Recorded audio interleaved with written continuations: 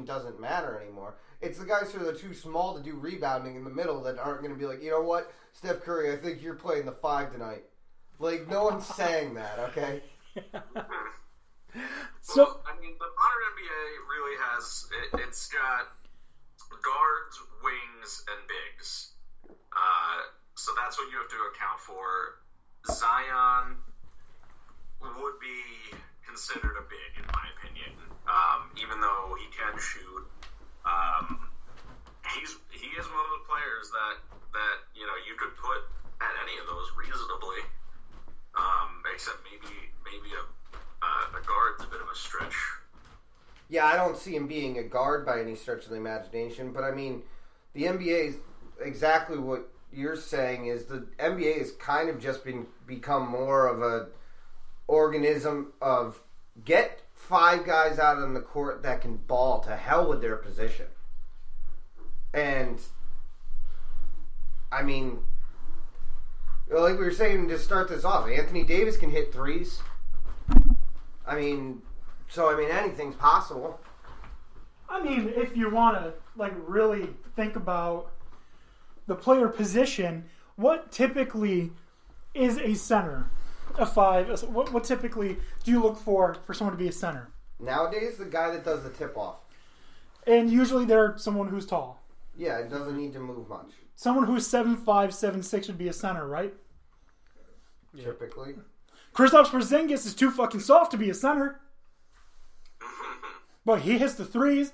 Andre Karolinko is a big mofo who hit the threes. Dirk could hit a 3. Peja Stojakovic could hit a 3.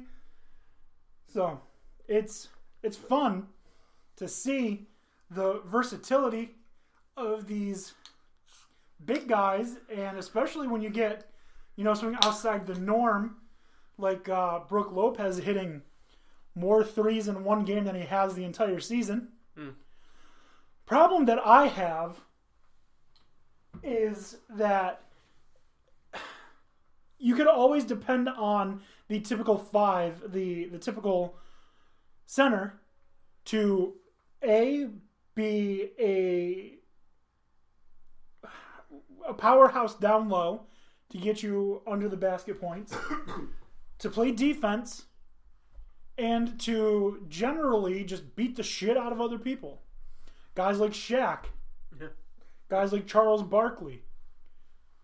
That's gone. Yeah, no one fucking cares. That's not the NBA anymore.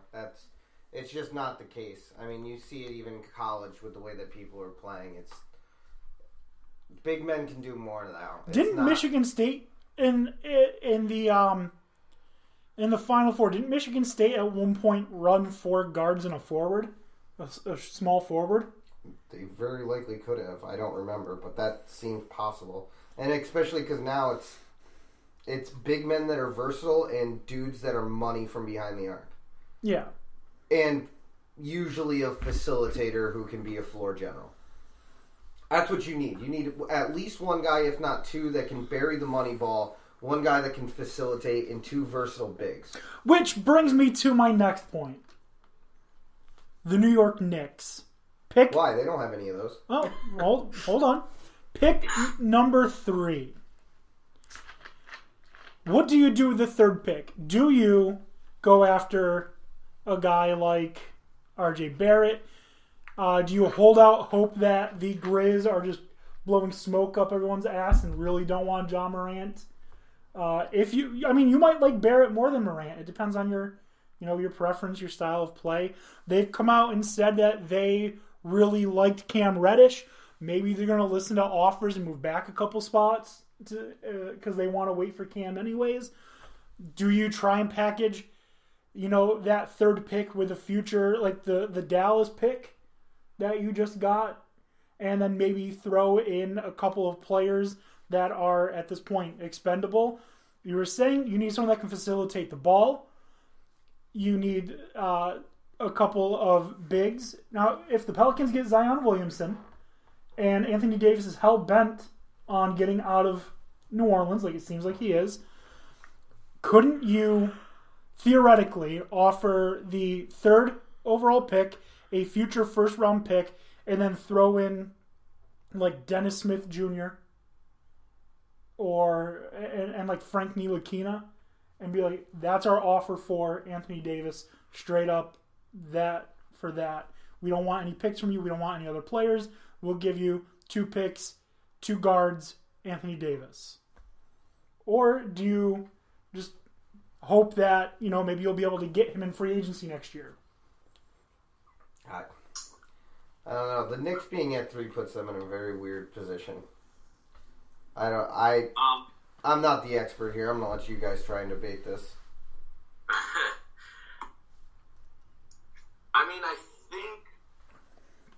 I think you make an offer for Davis, but it's really going to depend on the market. Because he only has 1 year on his contract, he said he wants to play at a few places. Supposedly, he said the other day, if the Knicks acquired him, he is, quote-unquote, more than open to signing a long-term deal or 2. Right. I do believe that. And I also suspect that the Pelicans owner hates the Lakers, and that's why they didn't take the Lakers trade offer. He must, because he was basically trading like a future All-Star team to try and get Anthony Davis. But that's what it seemed like to me. I thought that offer was huge. I was shocked when they didn't take the Lakers offer, and I don't think the Celtics are gonna be able to beat that. So there's no player in the NBA or in NBA history that I would have been like, nah, we're good for that. Like, if I were the Bulls and they were like, listen, we got Ingram, we got Lonzo, we got such and such, and picks for Michael Jordan, I'd be like, that's real fucking tempting. That's real tempting. Seriously, I would probably pull the trigger on that deal for literally any player in NBA history.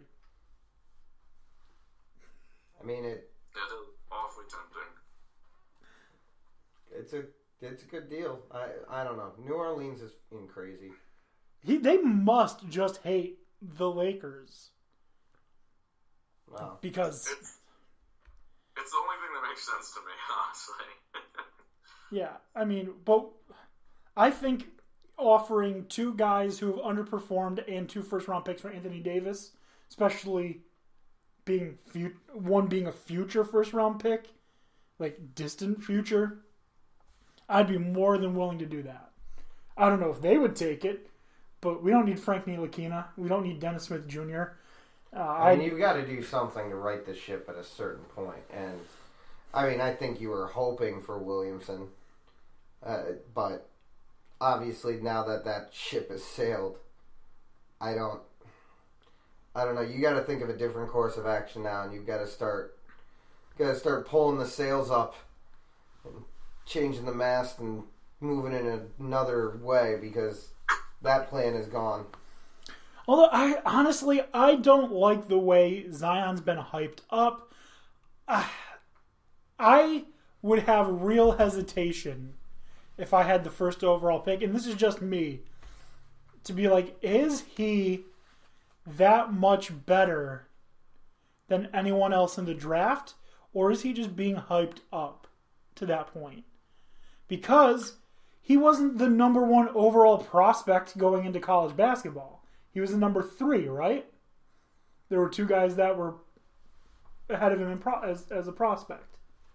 I don't remember. I don't believe so. I'm pretty sure he was the number 1 prospect coming out of college. No. I'm not. I'm almost positive. Yes, out of high school, I don't think he was. In fact, I think R.J. Barrett might have been higher. I think R.J. Barrett and the kid from Virginia were higher. They might have been. Yeah. That being said, though, he's the most efficient player in college basketball history. So and that to me is the story right there. That to me is okay. I'm gonna take the risk on this kid. Okay. Plus, his numbers are off the charts. You see what he can do from a standing jump. You see what he's capable of. He's physically a freak. He shouldn't be able to do the things that he's doing. You're right. I'm not saying that I wouldn't take him. I'm just saying I'd be a little hesitant. You're just not buying the hype. Yeah, I think he's been like, to call him the next LeBron James, I think right there puts all of the skepticism I have in that one phrase. He is the next LeBron James. Because you're making lofty fucking goals for this kid. Well, yeah, but I mean, this is what entertainment and everything feeds off of. So I'm not surprised to hear this crap swirling around. We may hear the same thing in the next 5 years with the next kid that's playing ball his freshman year in high school right now. I mean, if you were to tell me, like, temper the expectations a little bit, if you're like, this kid is the next Anthony Davis, maybe then I wouldn't have the same hesitation. Or he's the next Joel Embiid, or whatever. But to say that he is going to be on the same plane as, some would argue, the greatest player in NBA history. Somewhat. Yeah, somewhat. I'm not one of them. Yeah, I mean, it's definitely, I think it's a little bit of an overhype, but I also think that it's a little bit more, attainable than... Just build up. I think it's just more a lot of build up because they want something to talk about in this NBA draft. And I'm going to be honest with you, it's not like this NBA draft is very deep. No, it's very top heavy. Outside of the top 10. 7. Yeah, and 10 feels reaching. Once you I would get even past... say top 3. The top 3 to me are the only ones that I feel are guaranteed all-stars. Everyone else will be able to serve a role in the NBA, but I don't see all-star potential in the rest of them. I don't know. I see all-star potential in Bol. I see all-star potential in Culver. I do see all-star potential deeper than 3. But outside the top 10, I don't know. I really like John Morant. I really like his style of play, his athleticism, his energy. His energy alone is just infectious. If I'm the Memphis Grizzlies, I'm calling up the New Orleans Pelicans and saying, can you put in writing for me that you are keeping the first overall pick and that you're drafting Zion? Because we want to call this kid and tell him that he's going to be a Memphis Grizzly.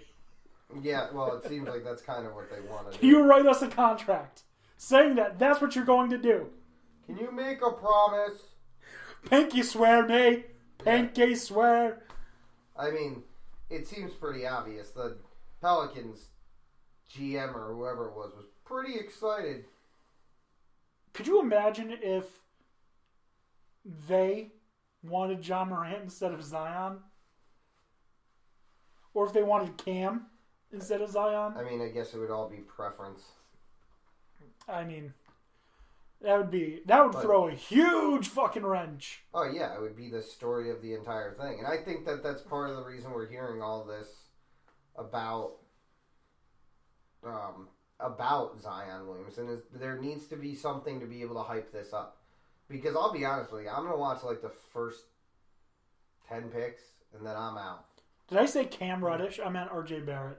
Oh yeah, well yeah, I knew what you meant because that didn't make any sense. Yeah.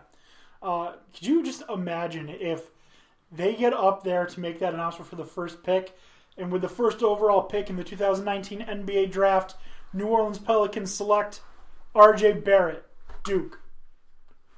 Like, what would happen? The Pelicans fans would all boo because they want Zion. The rest of the room would be like, what?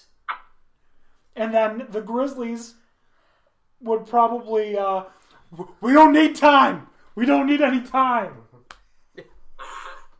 Keep your 60 seconds.